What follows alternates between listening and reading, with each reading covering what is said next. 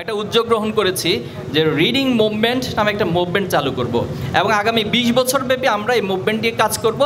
২০ বছর পর এই সমাজের টোটাল জেনারেশনের মধ্যে সকল বয়সের মধ্যে বইটা এমন একটা অবস্থানে যাবে যে খাওয়া দাওয়া যেমন আমার নিয়মিত রুটিন হয়ে যাবে, আমার গোসল করা ব্যক্তিগত কাজগুলো যেমন একটা নিয়মিত রুটিন হয়ে যাবে, বই পড়াটাও একজন শিক্ষার্থীর জন্য অথবা সমাজের জেনারেশনের জন্য একটা অভ্যস্ততা এবং নিয়মিত রুটিনে পরিণত হবে।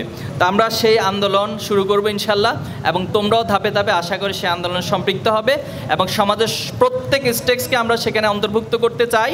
পাশাপাশি আমরা সরকার সহ সমাজের যত ভিত্তিশ্রেণী আছে সবাই আছে, সবাইকে আমরা ইনশাআল্লাহ অন্তর্ভুক্ত করব। আশা করি এর মধ্য দিয়ে একটি পড়ুয়া অথবা একটি পাঠক সমাজ, একটি পাঠক জেনারেশন আমরা তৈরি করতে পারবো। দেখো, পৃথিবীকে যদি তুমি নেতৃত্ব দিতে চাও, পৃথিবীতে নবী আলাইহিস সালাম ছিল নেতাদের মধ্যে সবচেয়ে সেরা। প্রত্যেক নবী আলাইহিস সালামকে আল্লাহ তাআলা ইলম ওয়াল হিকমা, জ্ঞান এবং প্রজ্ঞা দান করেছেন। তুমি যদি পৃথিবীকে নেতৃত্ব দিতে চাও তাহলে পড়ার গভীরতা, জ্ঞানের গভীরতা ব্যতীত কখনো নেতৃত্ব দেওয়া যায় না।